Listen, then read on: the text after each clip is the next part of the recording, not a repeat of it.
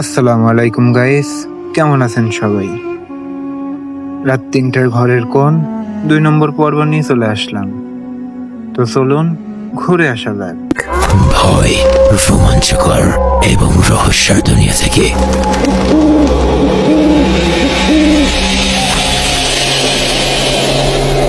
আর ধীরে ধীরে সেই ঠান্ডা আঙুলগুলো যখন আমার ঘাড় থেকে আস্তে আস্তে গলার দিকে নেমে আসবে, তখন আমার আর মনে হলো শরীরের প্রতিটা রগ যেন বরফে আটকে গেছে। আমি চিৎকার করতে চাইলাম, কিন্তু গলা দিয়ে কোনো আওয়াজ বের হলো না। যেন বাতাস আমার ফুসফুসে জমে গেছে।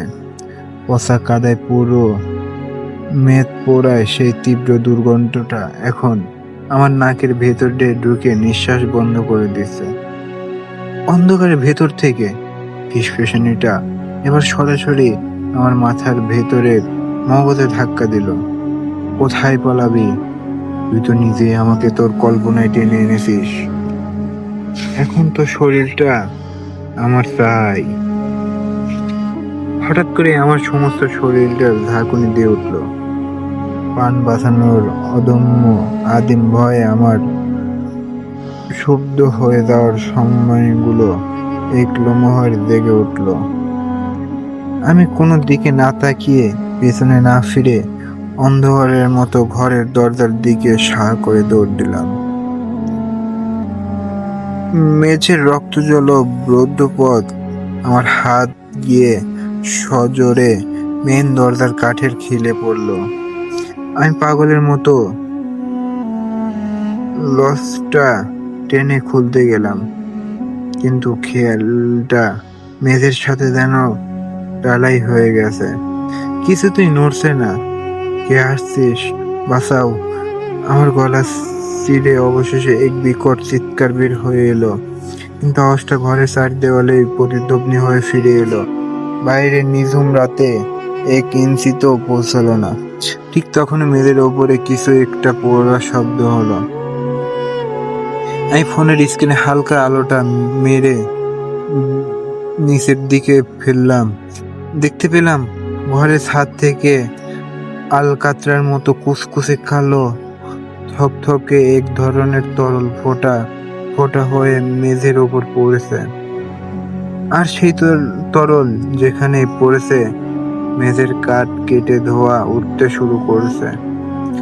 মেঝের কালো তরলগুলো এক জায়গায় জমা হয়ে অতি দ্রুত রূপ নিতে শুরু করলো। অন্ধকারের ভেতর থেকে সেই বাঁকা ঘাড়ের ধোঁয়াটে শরীরটা মেঝে থেকে ধীরে ধীরে উঠে দাঁড়াতে লাগলো। তার লম্বা হাত দুটো একদম মেঝে সহ জড়িয়ে ধরেছে, আর মাথার উল্টা মোড়ানো মুখটা থেকে বিকটভাবে মুচকে উঠে আমার দিকে সোজা হচ্ছে। আয়নার ফাঁদ, দরজার বন্ধ, ঘরে যাওয়ার আর কোনো পথ নেই। শুধু এক কোণে রয়েছে ছোট বাথরুমের দরজা। আমি নিজেকে বাঁচাতে বাথরুমের দিকে ছুটলাম এবং ভেতরে ঢুকে দরজার চিটকানিটা সজোরে আটকে দিল। হাঁপাতে হাঁপাতে পিঠ দেওয়ালে ঠেকিয়ে আমি মেঝের উপর বসে পড়লাম। বাথরুমে ছোট ঘরে শুধু আপনার নিজের বুকের দ্রুত ধড়ফড়ি আর ভারী শ্বাসের শব্দ। কিন্তু আমি ভুলে গিয়েছিলাম বাথরুমের বেসিনের ঠিক ওপরেই ঝুলছে একটা চারকোনা বড় আয়না। বাথরুমের ভেতরটা সম্পূর্ণ অন্ধকার থাকার কথা ছিল, কিন্তু অদ্ভুতভাবে আয়নার ভেতর থেকে হালকা একটা লালচে আলো ছড়াতে শুরু করলো।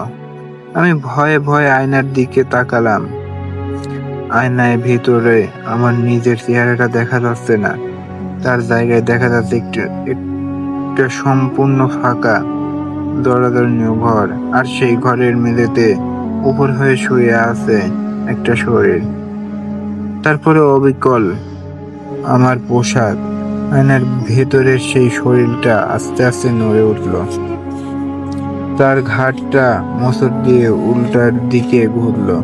মুখটা হুবহু আমার, কিন্তু চোখ দুটো মনে উধাও, একদম কুচকুচে সাদা। মুখটা কান পর্যন্ত চিরে গিয়ে সেখান থেকে কালো তরল শুয়ে পড়ছে। আয়নার ভেতরে সেই বিকৃত চেহারাটা আমার দিকে তাকিয়ে পচা কণ্ঠে হেসে উঠল। তুই বাইরে কেন খুঁজতেছিস? আমি তো তোর নিজের ভেতরেই ঢুকে গেছি। দেওয়াল ভেদ করা ছায়া, বাথরুমের দরজার সজোরে আঘাত আসতে শুরু করলো, যেন বাইরে থেকে কোনো বিশালাকার ঘাড় কাঠের দরজার ধাক্কা মারছে। কাঠ ফেটে যাওয়ার বিকট শব্দ হচ্ছে, আর একই সাথে বাথরুমের আয়নার কাঁচটা ফাটতে শুরু করলো। আয়নার ভিতরে সেই বিকৃত হাতটা কাঁচ ছিঁড়ে সত্যি সত্যি বাইরের দিকে বেরিয়ে আসতে লাগলো। নখগুলো থেকে রক্ত চুষে পড়ছে। সামনে আয়না থেকে বেরিয়ে আসছে আপনারই তীব্র বিকৃত রূপ, আর সেই পিছনে বাথরুমের কাঠ ভেঙে ভেতরে ঢোকার চেষ্টা করছে সেই ছায়ামূর্তি। আমি দু হাত দিয়ে কান বন্ধ করে মেঝের কোণে শুয়ে পড়লাম। তার পাশে পরিবেশ এত বিকট আর ভীতিজনক হয়ে উঠল যে মনে হতে লাগলো মস্তিষ্ক ফেটে যাবে। ঠিক সেই মুহূর্তেই আমার গলার দিকে উপরে দুটো ঠান্ডা হাত এসে চেপে বসলো। বাতাস পুরোপুরি বন্ধ। আমার চোখের সামনে সব আলো ঝাপসা হয়ে আসতে লাগলো। কানের কাছে সেই চূড়ান্ত অভিশপ্ত ফিসফাসিনি ভেসে এলো।